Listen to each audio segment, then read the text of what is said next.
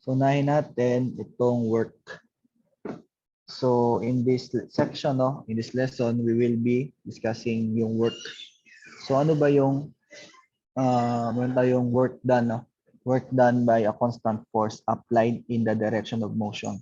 So, parang nag-physics lang tayo dito, di ba? So, ang definition natin by work, ito yan. Okay?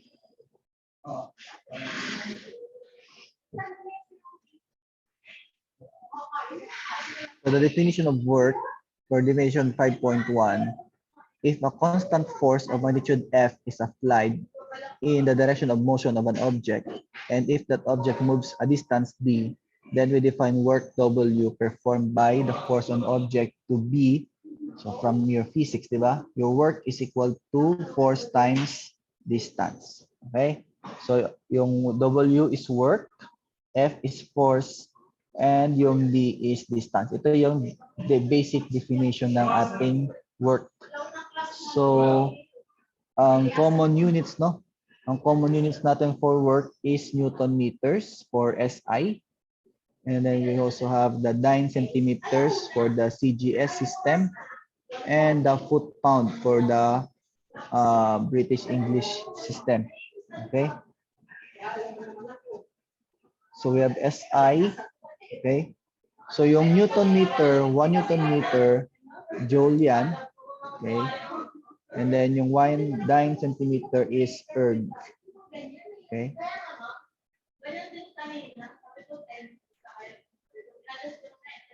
So, you can see on table 5.1 yung mga units natin, no, for work and force. So for the SI, you have newtons for the force. And then distance is meter, tapos work is joule. And then for the CGS, okay, centimeter, gram system, ano yan eh, second system. We have the dyne, centimeter, tsaka for work, we have erg. And then for the British English, so we have pound. For the force, distance is foot, and then work is foot pound. So take note of the following conversion factors, di ba? So we have 1 Newton is equal to 10 raised to 5 dynes, or that is approximately equal to 0.225 pounds. Just check these conversion factors. No? So for basic example, we have an object moves 5 feet along a line while subjected to a constant force of 100 pounds. So ano yung work? So work is just force times distance, no? So ito yung force natin, di ba? 100 pounds. Yung distance mo yung feet. So this is pound tsaka feet. So this is British English system. So 100 times 5, so that is 500 foot pounds. Okay? And then another example sa SI. So an object moves 25 meters along a line while subjected to a constant force of 4 newtons. No?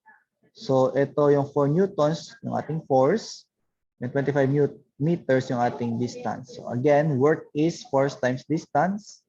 So 4 times 25, that is 100 newton meter. O, ang sabi natin, ang newton meter, okay, ang newton meter is also joule. Okay? So 100 joules. Okay? So yan yung ating basic example for work. Wala pa tayong na-apply na integration. Okay? Dito tayo papasok sa integration, no? When we apply variable force. Okay? For this part, we have the work done by a variable force applied in the direction of motion. So usually, ang nagiging nito examples is the spring. Okay, so we have on your figure 5.13a. Okay, so we have an object, no, in its natural position, and then you have your springs in here. Okay, so ang sabi diyan, you have a spring in its natural state. So hindi siya naka-compress, hindi siya naka-stretch. And then if you pull this, no, if you pull this block, okay, or this object, if you pull this object, okay, horizontally, as in this figure on letter B, di ba? Anong mangyari? So meron tayong force na ma-apply, di ba? So may force tayo applied para ma-stretch yung spring. Okay, so mai-stretch ito. So, ang mangyayari, ang objective kasi natin dito, what is defined by the work performed by a variable force. So, this is a variable force. Okay, so this will now require ng ating integral calculus. So, for the definition, so mga problems sa springs, no? Suppose that an object moves in a positive direction along a coordinate line over the interval a, comma b, was subjected to the variable force f of x. Okay, take note, variable force is f of x. It is applied to the force or direction of motion. So, ang sabi natin, yung work is force times distance, di ba? So, we have distance, di ba? So, yung distance natin, okay, so ito yung sa spring, di ba? So, let's say, nandito yung original position, di ba? Tapos, meron ka dito. So, this is change in, change in length, di ba? So, mangyari dyan, ito yung dx natin, di ba? So, ito yung distance mo. Okay? So, yung ating force is variable. We have the f of x. So, your work, okay? Oops. Your work, okay? Your work. So, we have your variable force f of x, okay? And then your distance is now dx, okay? And then, your limits, no, of integration is from a to b. So, as in this formula. Diba? Ito yan, no? So, tandaan nyo lang na formula natin for work work done by variable force applied on the direction of motion. Okay, pag variable force, and then you need to get the work, okay, you use formula number 5.7. Okay? So, let's go, do tayo sa physics, no? So, from physics, we have what we call Hooke's law. Okay? So, ano yung Hooke's law? So, that is by Robert Hooke. So, si Robert Hooke ay isang English physicist. So, nabuhay siya simula ng 1635 hanggang 1703. So, this states that under appropriate conditions, a spring that is stretched x units beyond its natural strength pulls back with a force. So, ang force niya na f of x is, take note of this, kx. Okay? So, kx lang yan yung ating f of x. So, yung k is a constant. So, tatawag natin spring constant or spring stiffness. And then, yung x is the distance. Okay? So, since your k is equal to f of x over x, so yung k natin ay force per unit length, yung unit niyan. Okay? So, let's try to solve example 5.9. Okay?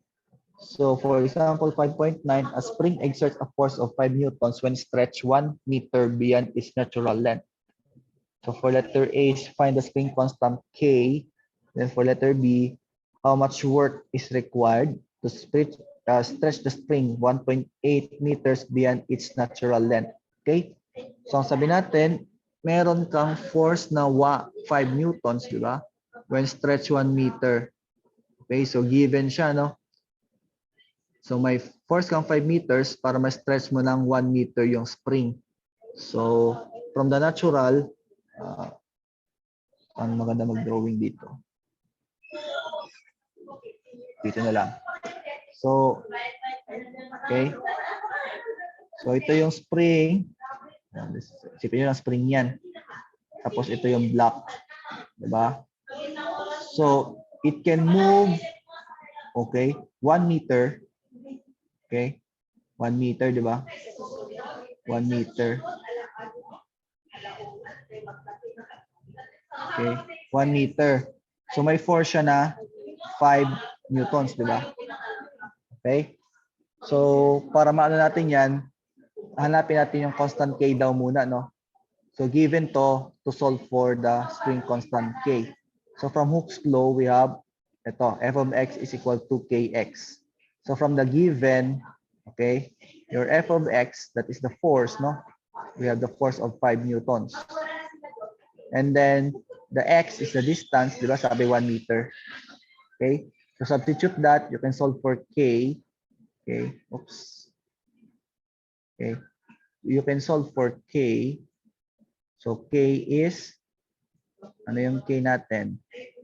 So f of x over x. So we have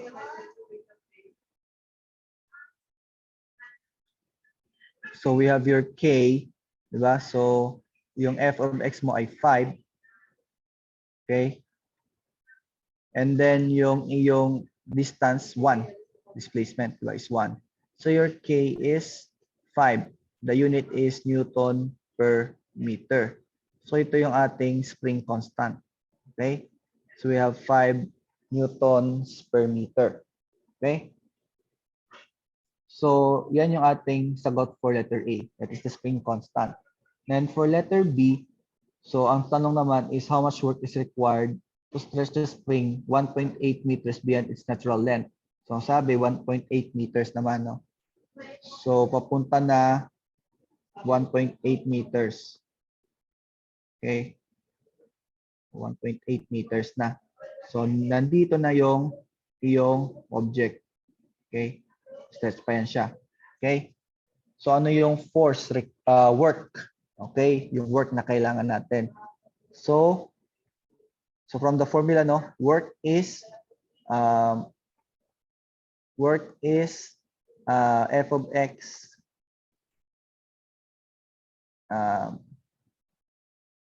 nagdalo ko pag sa gilid banda yung ano yung pen.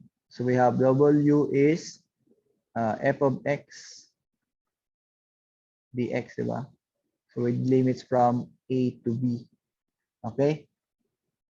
So dito, ayan na, sa letter A nang galing, no, yung force f of x natin ay 5 times x.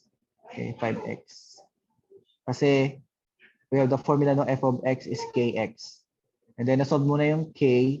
So yung ating force, no, is 5x. So that is from your f of x is equal to kx. Okay?